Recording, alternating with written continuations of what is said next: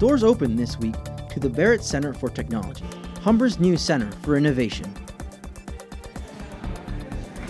Recognizing hard work and excellence at awards night. Plus, calling all future students, Humber College's open house is this Saturday. And at the end of March Madness, the first team eliminated last year is the big winner this time around. Humber News starts right now. Hello, y'all. I'm Christian Aguirre, here at the newsroom at Humber's North Campus. It's Tuesday, April 9th. Thanks for joining us. Here's what's making news. A new advancement is being made this week in the world of technology, particularly in the Humber community. The Barrett Center for Technology Innovation will open its doors tomorrow. Students will be working collaboratively with businesses and communities on real-life projects. Technology at the Barrett Center will include automation and robotics, and augmented and virtual reality. Austin Spearman got a sneak peek and has this report. This unique ship-like building is the newest addition to Humber's North Campus. This 5-story building was made possible by a $5 million donation from the Barrett Family Foundation. The new center connected to the LRC will give students a space to create and learn with industry-standard technology. It's transformational. It's what Humber's new approach to education is all about how we work collaboratively with our industry and community partners, our students, and our faculty. So you'll see a buzz, you'll see an example of what could be possible. The center is designed with open spaces and long corridors. It even features something called a wind chimney that evenly spreads air conditioning throughout the building. The Barrett Center for Technology Innovation is teaming with industry leaders to give students real work experience while getting their education. Some of the technology that will be available includes fully automated assembly lines, something instructor Brandon Daniels thinks is a game changer for the Humber students.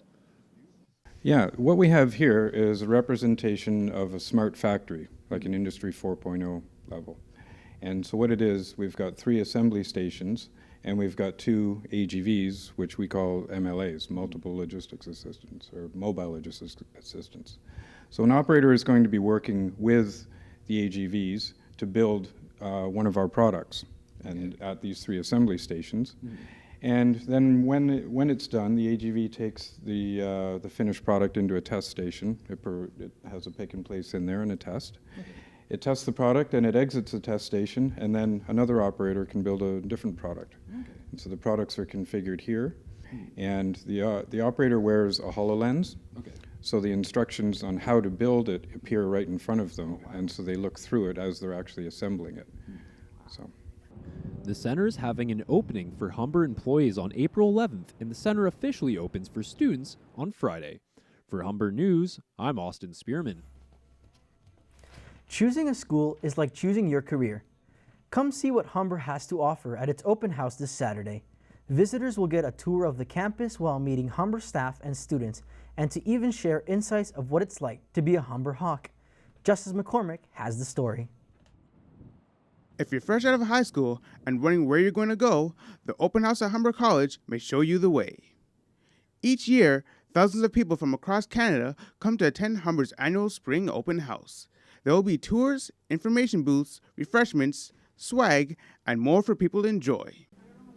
Humber College's open house is a chance for students who've applied to Humber, who may already be attending Humber, or who are generally interested in Humber, to come and get a chance to see our college. But it's not just for high school graduates. Everyone is invited to attend. The open house actually targets everyone. It's not only students, and it's not only a set group. As you said, it's not only the Aboriginal services or the LGBT community. It targets everyone. Running from 10 a.m. to 2 p.m., people will have a chance to experience all that Humber has to offer. From the golf club, esports lab, games room, recreation center, and more.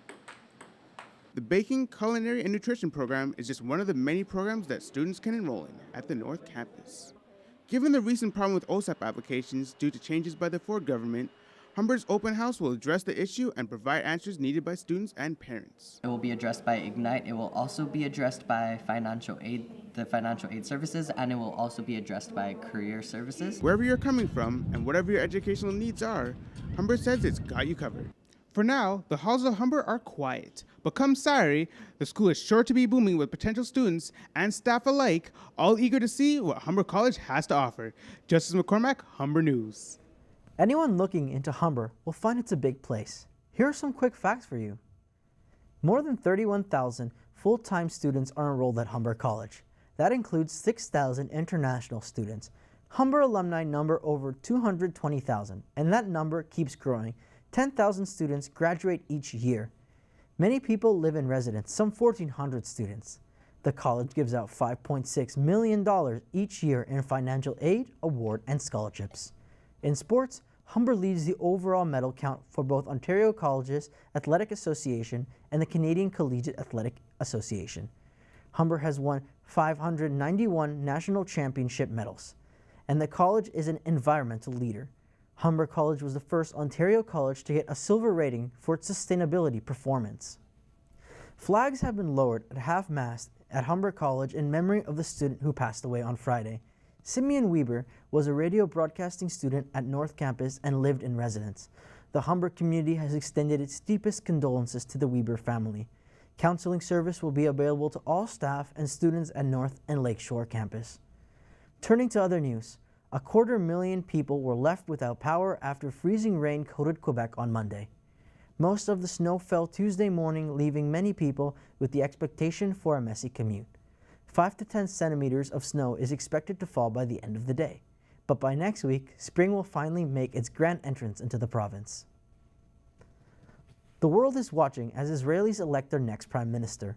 Israeli Prime Minister Benjamin Netanyahu faces a formidable opponent as he seeks a fourth consecutive term. Benny Gantz, the centrist former military chief of staff, is neck and neck with Netanyahu in the polls.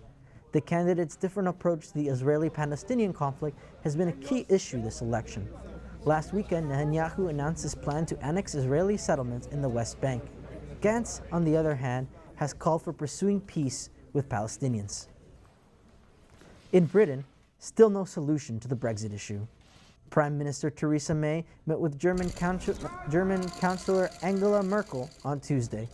Merkel said it's still a possibility Britain could delay its exit from the EU. Meanwhile, in Britain, cross-party talks are taking place in Parliament. May is set to meet with French President Emmanuel Macron before the EU summit on Wednesday. Libyan authorities have closed Tripoli's only airport after an airstrike on Monday. The airport had to be evacuated and all flights had been suspended. No casualties have been reported. The airstrike is the latest in clashes between the Libyan government and forces led by renegade General Khalifa Haftar. Haftar is trying to topple the Libyan government. His spokesman said they did not target civilian aircrafts. We're going to take a quick break. Still ahead, the latest in sports, plus a special awards event here at Humber. But first, Michelle has a preview of what's ahead in the weather. I'm here in the Humber Arboretum with my camerawoman, Katerina Harina. It might not look like spring yet with strong winds and showers, but don't worry, the sun will still shine on Sunday. I'll be back a little later in the show with your 6-day weather forecast.